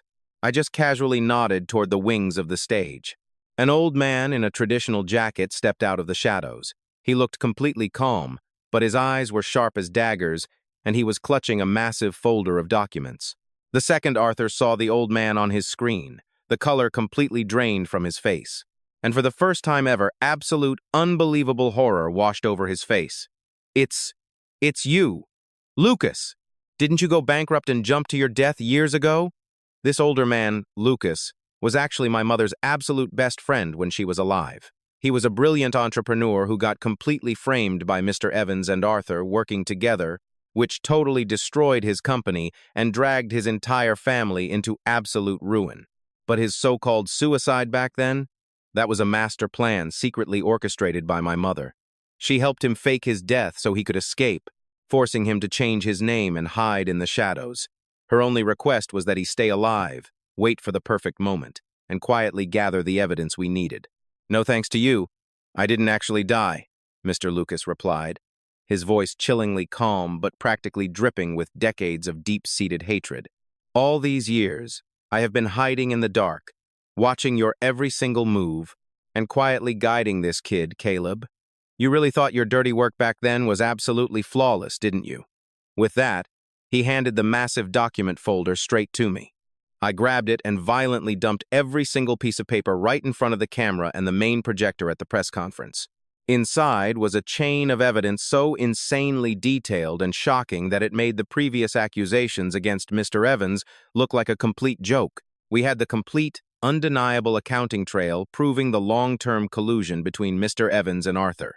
It laid out all their smuggling and money laundering, exposing dozens of hidden offshore accounts, and worst of all, the step-by-step action plan for the exact car accident that murdered my mother. We even had the audio recordings and bank transfer receipts showing Arthur personally handling the getaway vehicle and throwing dirty money at key witnesses. Those two scumbags worked side by side, using utterly ruthless and illegal tactics to crush and swallow up any competitor in their way. The folder included detailed logs and secret emails about how they systematically destroyed Lucas's company, and it even held massive clues to several unsolved cold cases tied directly to them. This mountain of evidence spanned 20 long years. It was ironclad and totally irrefutable. It wasn't just white-collar economic crimes anymore. We were looking at multiple counts of first-degree murder. No, this is impossible. These are all totally forged, Arthur roared, completely losing his mind on the other end of the video call, his face turning as pale as a ghost. Whether they're fake or not, the international police and the Supreme Courts of both countries can figure that out for themselves. I fired back, my voice completely ice-cold. Oh, and I totally forgot to mention, those sneaky funding channels you just tried to use to attack my company? Yeah, along with the beating heart of your precious overseas financial empire. They were completely hacked and infiltrated by my team 3 entire months ago. That little hostile takeover stunt you pulled just now? It literally handed us the perfect legal excuse to permanently freeze every single one of your accounts. And right on cue, as if the universe itself was backing up my threat, a sudden violent banging erupted in the background of Arthur's video feed. You could clearly hear aggressive shouting, "Open the damn door! Interpol!" The video feed abruptly went dead, freezing on Arthur's expression of absolute, pants-wetting terror. The press room went dead silent for a split second, before utterly erupting into chaotic shouting and flashing cameras. Crushed beneath the undeniable evidence Lucas dropped, combined with the secret proof I had been agonizingly collecting for years, Arthur's massive overseas empire was violently seized and dismantled by Interpol, working hand-in-hand with global financial regulators. As for the man himself, he, along with the hopelessly guilty Mr. Evans and Noah, were forcibly extradited back home. They were slapped with a laundry list of major felonies, transnational smuggling, massive money laundering, cold-blooded homicide, and heavy commercial fraud. The judge didn't hold back.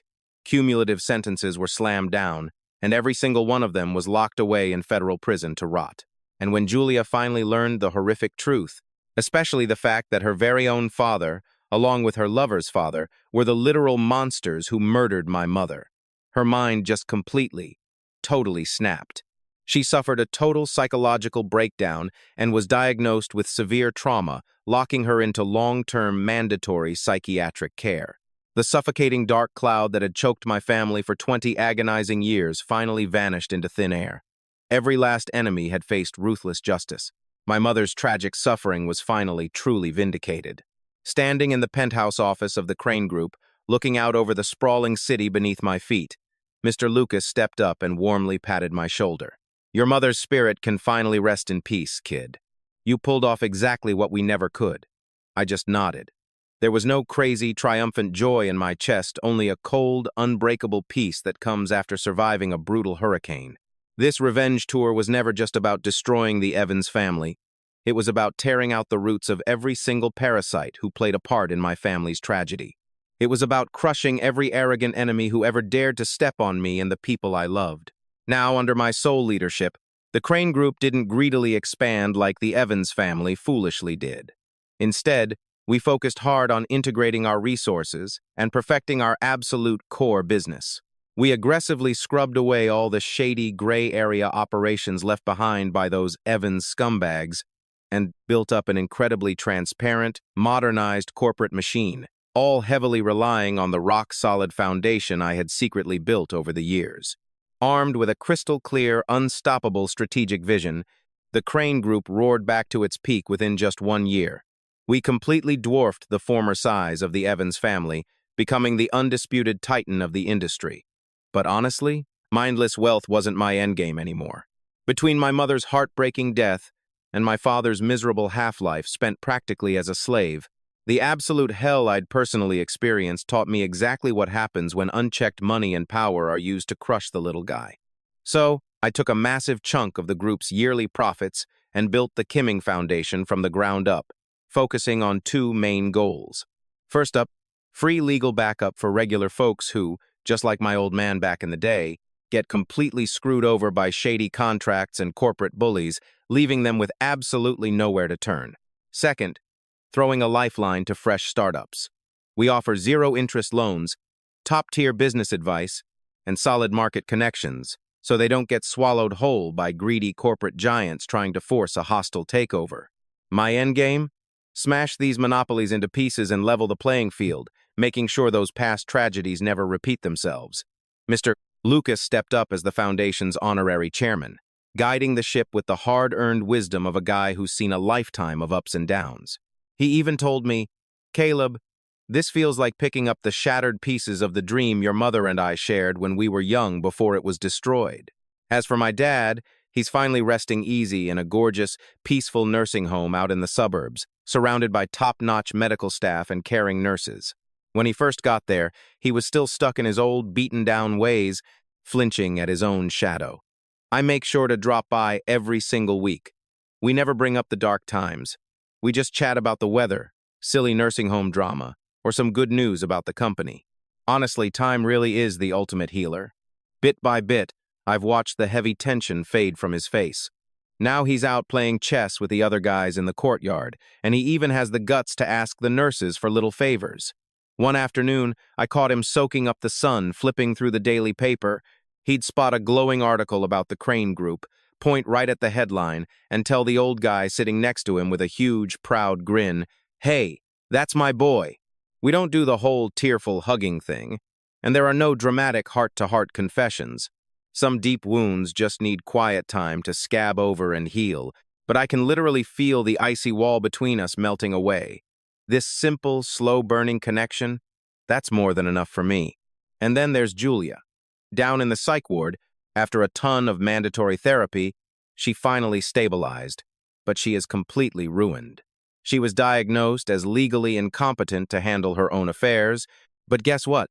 That ironclad prenup and the massive compensation lawsuit are still in full effect. The second she stepped out of that hospital, she hit absolute rock bottom, zero skills, utterly broke, and drowning in millions of debt. Her old high society friends dodge her like the plague. That flashy luxury life she loved is nothing but a ghost. Now, she's forced to use a fake name just to scrape by in the grimmiest corners of the city. Word is, you can spot her at crack of dawn convenience stores, wearing faded, ragged clothes, dead-eyed while she hauls heavy boxes. Others have caught her in greasy, loud back-alley kitchens, wearing cheap rubber gloves and scrubbing endless mountains of filthy dishes like a zombie. Those delicate hands she used to pamper for playing the piano. Now they're cracked, blistered, and permanently stained with grease. Whenever she catches a glimpse of me or the Crane Group on a passing billboard or a crackling TV screen, she ducks her head, picks up her pace, and mutters wildly to herself. Her eyes are just a shattered mess of sheer terror, soul-crushing regret, and total madness. She finally paid the ultimate price for her toxic arrogance, her vicious cruelty, and her backstabbing betrayal. Now she gets to spend the rest of her miserable life crawling in the mud, trying to pay off a debt she can never clear. Standing in my penthouse office, looking through the floor-to-ceiling windows, the sunset turns the whole city gold. The financial reports on my desk are looking absolutely insane. The latest files from the Kimming Foundation show yet another brilliant startup taking off, all thanks to our backing. The old scores are finally settled, and the road ahead is wide open. But honestly, my goal was never just to become a carbon copy of Mr. Evans. I pressed the intercom button, keeping my voice cool, calm, and fully in charge. Get everything ready for tomorrow's signing ceremony with the new materials lab, and bring me the Foundation's budget plan for the next quarter. I'm going to take this massive throne I inherited from the Evans family and build a launch pad. It's time to let the young underdogs take flight instead of constantly clipping their wings. For me, Caleb, this is the sweetest, most brutal revenge I could ever ask for. and hands down, it's the absolute best investment for the future.